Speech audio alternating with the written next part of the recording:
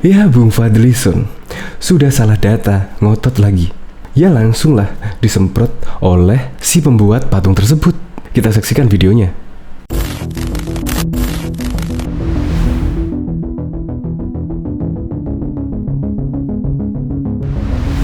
Setahu saya tidak ada. Karena ya, yang berubah ya patung itu aja, patung itu tidak di situ lagi, dan itu permintaan saya gitu. Bukannya kontrak yang mau patung itu tidak di situ, saya itu pribadi yang minta itu. Supaya juga masyarakat jelas, jangan ada pikiran macam-macam gitu loh ya. Jangan bias kemana-mana. Memang inilah kenyataan sebenarnya, ini saya nyampaikan dan saya lah yang minta itu gitu. Nah, tudingan itu saya rasa terlalu dangkal ya.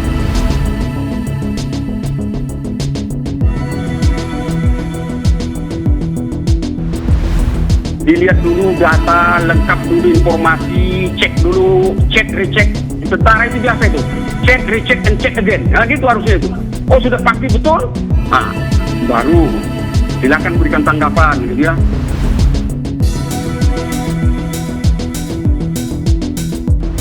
Belum menyaksikan video ini, pastikan bosku jangan lupa subscribe. Karena subscribe itu gratis plus bonus tonton video terbaru setiap harinya. Jangan lupa ya. Fadlizon sudah salah data, ngotot lagi, malah kelihatan asal bicara.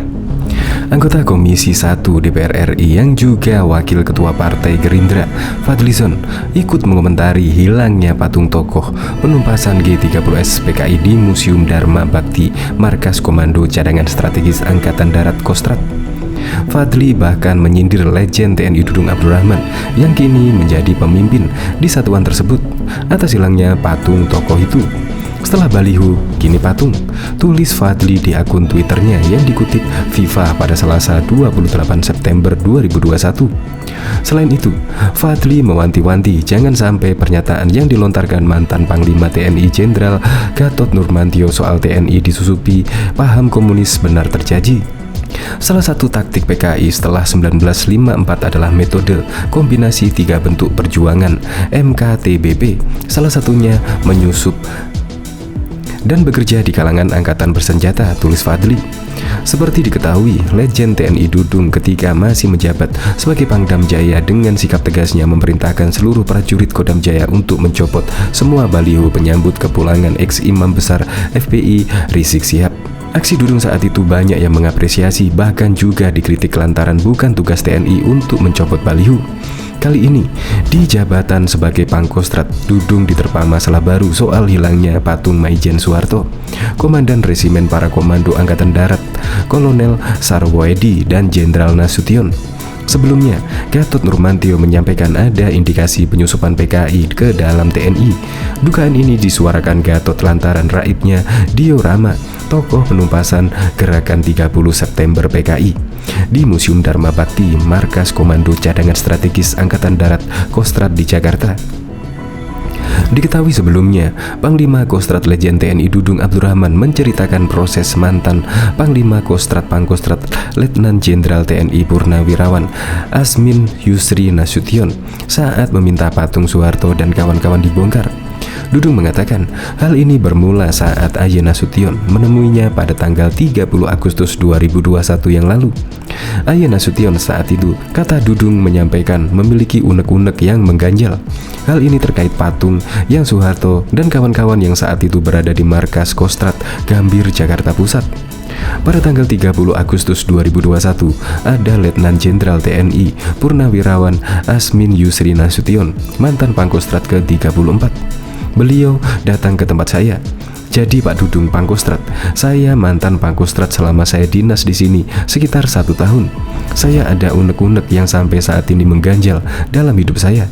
Salah satunya waktu itu saya membuat patung, ujar Dudung menirukan pembicaraan Aye Nasution pada Kamis 30 September 2021. Dudung mengatakan, menurut Aye Nasution, dalam Islam diharamkan membuat patung.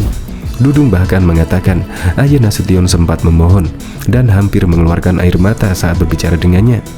Aye Nasution lantas meminta patung tersebut ia ditarik. Selain itu, ketika patung itu juga dikatakan akan ia musnahkan di museum. Menurut ajaran agama Islam, membuat patung itu diharamkan, tidak boleh. Oleh karena saya memohon kepada Pak Dudung, beliau tuh sampai hampir meneteskan air mata. Saya sudah tua Pak Dudung, saya tidak mau nanti meninggal saya masuk neraka.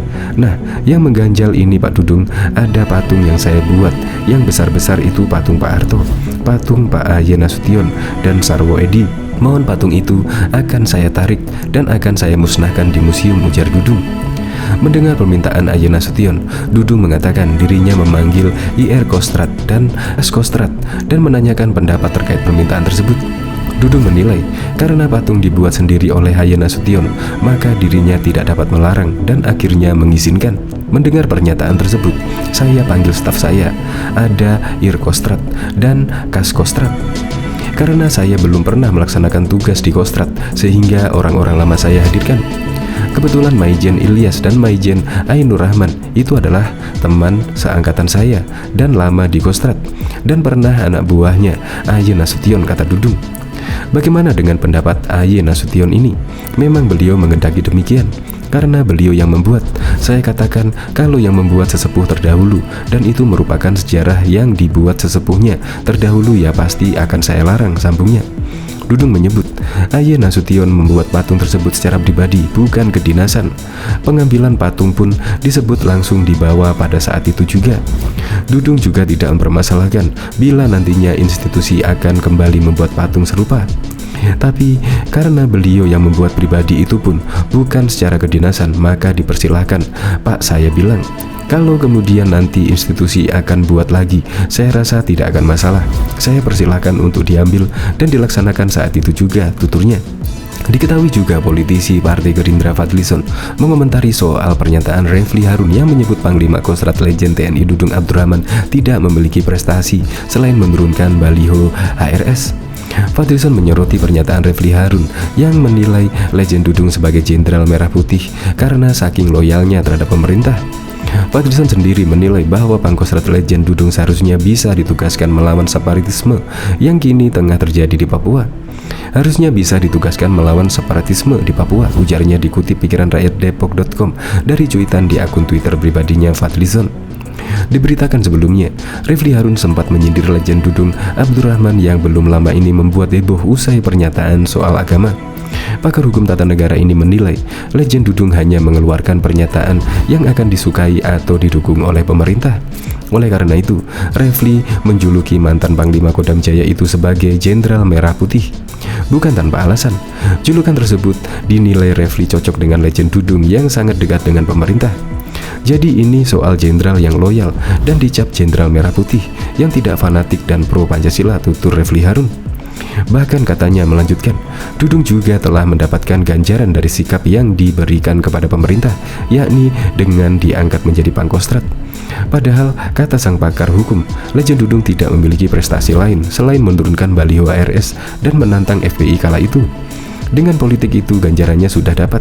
Padahal dalam masa seperti itu tidak ada prestasi lain selain menurunkan baliho, menantang perang FPI dan HRS, katanya lebih lanjut. Dudung tahu betul pernyataan mana yang mau didengar pemerintah saat ini. Jadi dia mengatakan semua agama sama, maka itulah yang ingin didengarkan lingkar istana. BPIP, Dudung tahu betul memainkan psikologi itu, ujar Refli Harun. Sebelumnya, Legend Dudung Abdurrahman membuat heboh dengan pernyataan soal agama. Ia menuai pro dan kontra lantaran menyebut bahwa semua agama benar.